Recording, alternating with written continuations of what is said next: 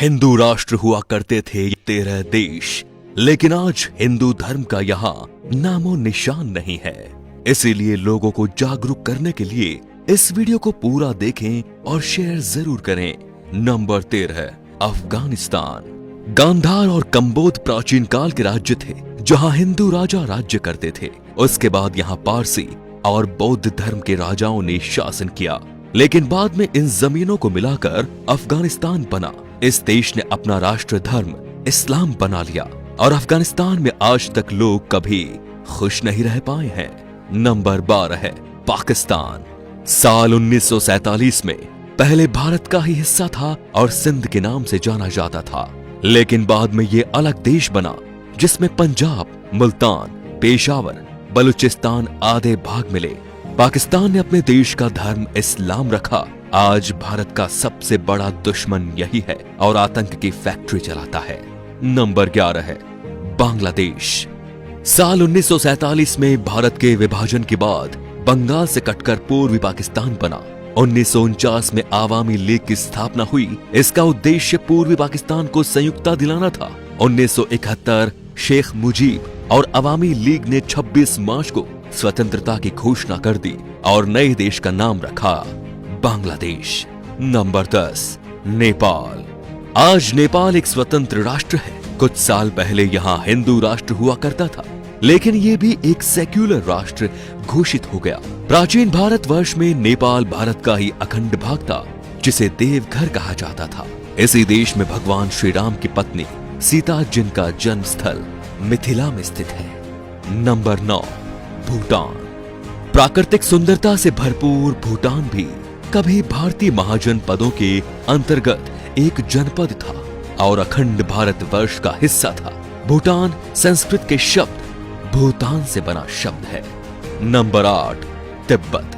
तिब्बत को ट्राइविस्टम कहा जाता था, जहां ऋषिका और तुषाराम नामक राज्य थे। आज चीन द्वारा कब्जा किया हुआ ये देश भी भारतवर्ष का अभिन्न अंग था।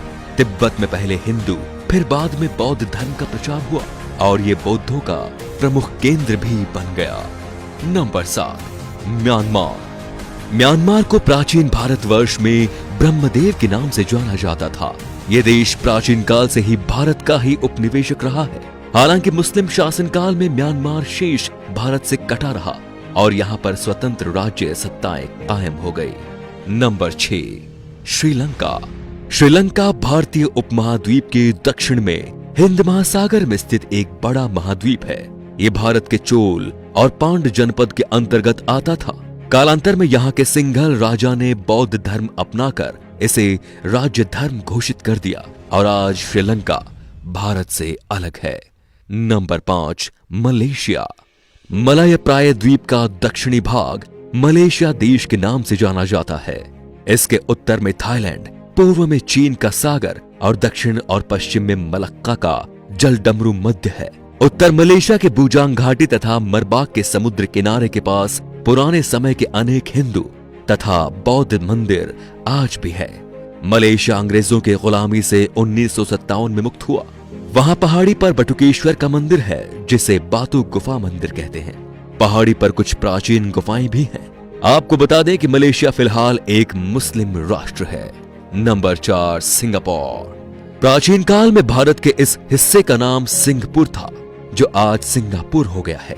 बाद में 9 अगस्त 1965 को अंग्रेजों ने सिंगापुर को स्वतंत्र और एक गणतंत्र देश बना दिया। Number 3, Thailand. हमें भले ही घूमने के लिए कहीं जाना हो तो थाईलैंड का नाम दिमाग में आता है, लेकिन ये बहुत ही कम लोग जानते हैं कि थाईलैंड का प्राचीन भारतीय नाम शाम देश है। प्राचीन काल में यहाँ हिंदू और बौद्ध धर्म और संस्कृति का एक साथ प्रचलन था, लेकिन अब ये एक बौद्ध राष्ट्र है।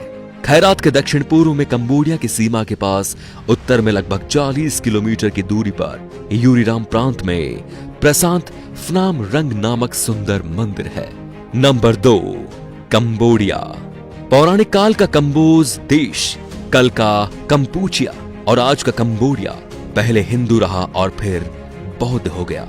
विश्व का सबसे बड़ा हिंदू मंदिर परिसर तथा विश्व का सबसे बड़ा धार्मिक स्मारक कंबोडिया में स्थित है। यह कंबोडिया के अंकोर में है, जिसका पुराना नाम यशोधरपुर है। Number 1, Vietnam. प्राचीन भारतवर्ष में वियतनाम को चंपा कहकर पुकारा जाता था। चंपा के लोग चांप कहलाते थे। वर्तमान समय में चांप लोग वियतनाम और कंबोडिया के सबसे बड़े अल्पसंख्यक हैं। आज के ये अपने आप में एक स्वतंत्र राष्ट्र हैं। भारतीय इतिहास के अनुसार भारत के सम्राट विक्रमादित्य संपूर्ण अरब को जीतकर अपने साम्राज्य में मिलाया था। भारत में आज जिस तरह लोग जात पात में बट रहे हैं, उससे हमारे देश को खतरा है, क्योंकि हमारे देश पर राष्ट्र विरोधी ताकतों की बुरी नजर है और वे हमें आपस में लड़ा रही हैं।